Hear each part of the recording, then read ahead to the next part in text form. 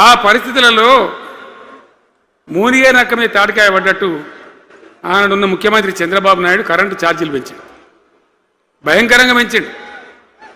తెల్లారి నేను ఒక ఉత్తరం రాసిన, నీ కరెంటు ఛార్జీల పెంపుదల వాపసు తీసుకో, లేకపోతే ఈ సమైక్య రాష్ట్రంలో మాకు న్యాయం జరగదని నేను ఉద్యమానికి పోవాల్సి వస్తుంది, తెలంగాణ కోసం కొట్లాడాల్సి వస్తుందని చెప్పి రాసిన.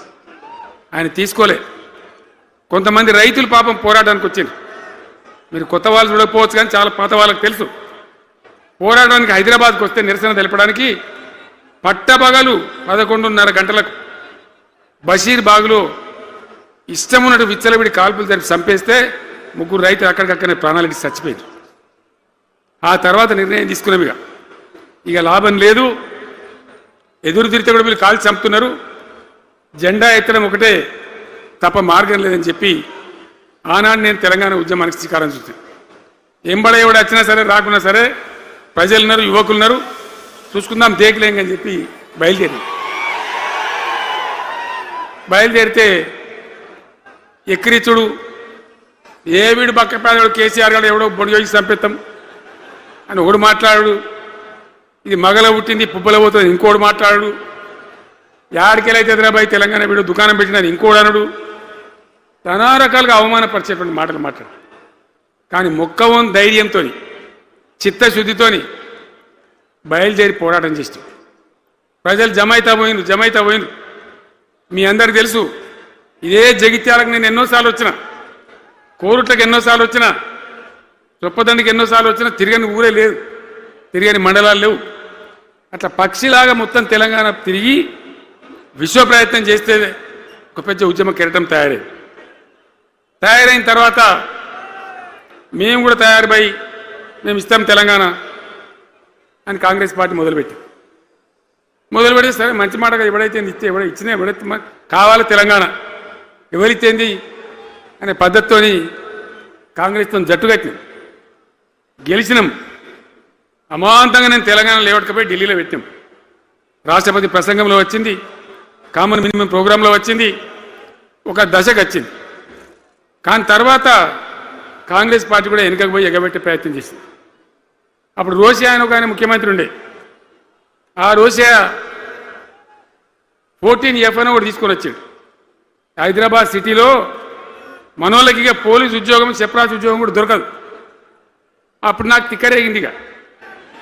నేను బతికుండగానే ఉద్యమం నాటిపోయిన నాయకుడు నేను బతికుండగానే ఇక వీళ్ళు ఇట్లా F-15 E-15 R-15 తెస్తే ఇంకేం మిగులుతుంది, సావో రేవో తేల్చుకోవాలని చెప్పి ఆ రోజు నేను శపథం కట్టిన.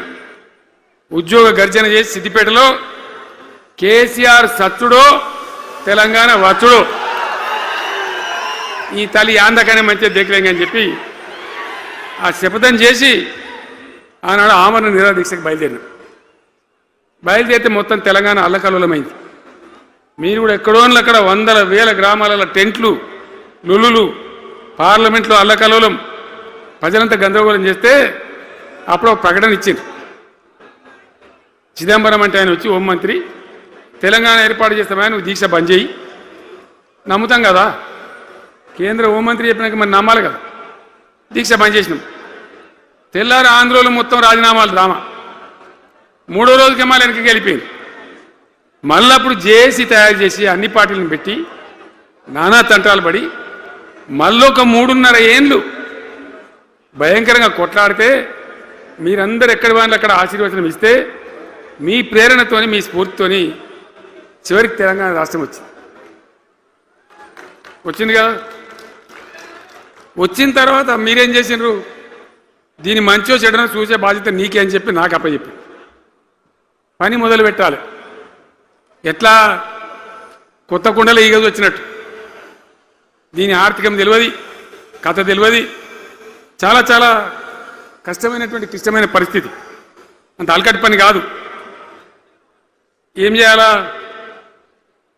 ఎక్కడికక్కడ పెద్ద భయంకరమైనటువంటి బాధ, చాలా ఇబ్బంది. ఇదే జిల్లాల తాటిపల్లిలో చాటిపల్లి ఉంటుంది చొప్పదండి.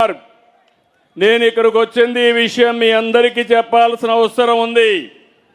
ఈరోజు దేశం అభివృద్ధిలో పరుగులు తీస్తూ ఉంది. ప్రపంచానికే గుర్తింపు వచ్చింది.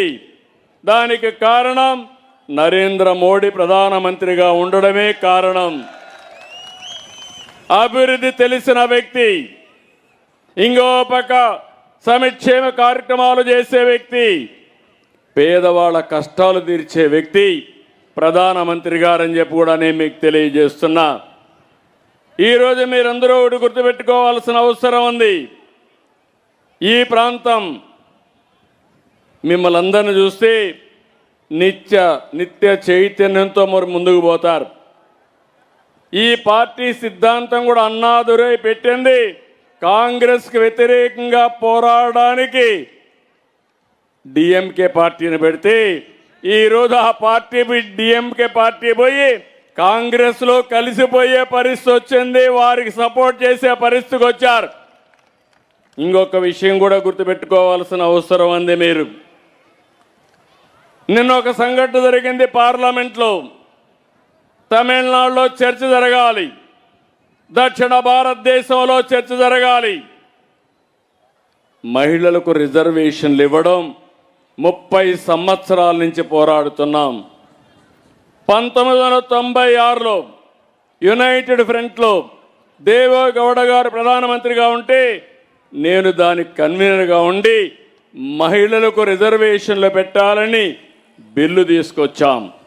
అప్పుడు కాంగ్రెస్ వ్యతిరేకించారు. ఆ తర్వాత మీరు చూస్తే బీజేపీ వస్తానే వాజ్పేయి గారు 3 సార్లు పెట్టారు, 3 సార్లు వ్యతిరేకించారు. 2009-10లో మళ్ళీ కాంగ్రెస్ అధికారంలో యూపీఏ ఉంటే బిల్లు పెడితే రాజ్యసభలో పెట్టినప్పుడు బీజేపీ సహకరించి పాస్ చేశారు. లోకసభలో ఆ బిల్లు పాస్ కానియకుండా కాంగ్రెస్ అడ్డుపడే పరిస్థితికి వచ్చారు. ఇప్పుడు నరేంద్ర మోడీ గారు 2023లో మహిళలకు రిజర్వేషన్లు పెట్టాలని పార్లమెంట్లో బిల్లు పాస్ చేశారు.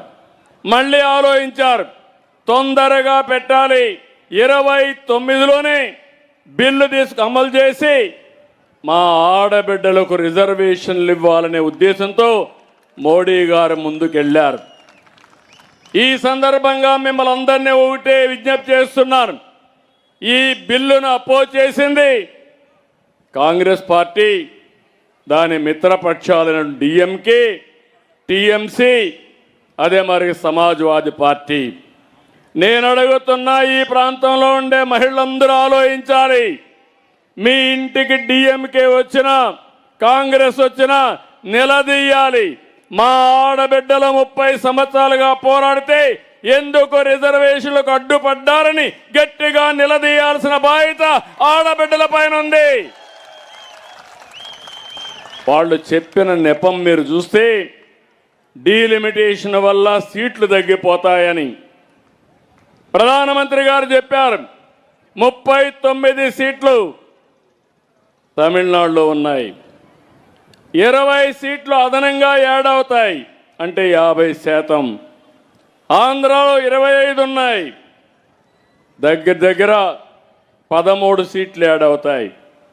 యూపీలో 80 ఉన్నాయి, 40 యాడ్ అవుతాయి. ఏ రాష్ట్రం కూడా జనాభా దామాషా ప్రకారం ఇప్పుండే సీట్ల ప్రకారం యాడ్ అవుతాయి తప్ప జనాభా ప్రకారం కాదని చాలా స్పష్టంగా చెప్పారు.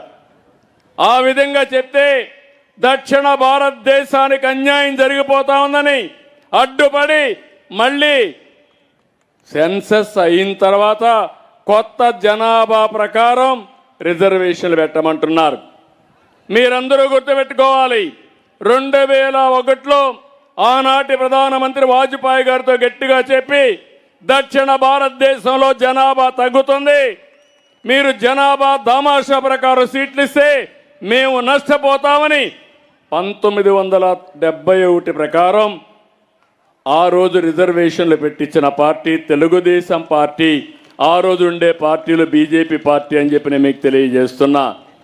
అలాంటిది ఈరోజు వీళ్ళు కావాలని అడ్డుపడి మా ఆడబిడ్డలకు వచ్చే సీట్లు రానియకుండా దక్షిణ భారతదేశానికి అన్యాయం జరిగిందని తప్పుడు ప్రచారం చేస్తున్నారు.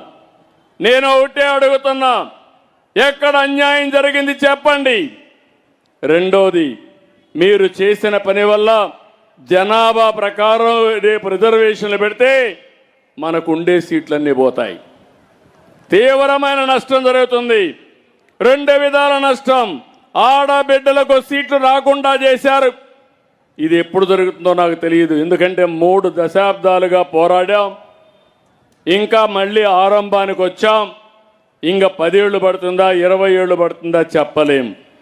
ఇంకో పక్కన ఒకవేళ కానీ కొత్త జనాభా ప్రకారం సీట్లు ఇవ్వాలంటే దక్షిణ భారతదేశం సగం సీట్లు కోల్పోతారు. ఇలాంటి చేసినటువంటి ఇక్కడ డిఎంకే పార్టీ కేంద్రాన్ని ఓడించాం. తమిళనాడు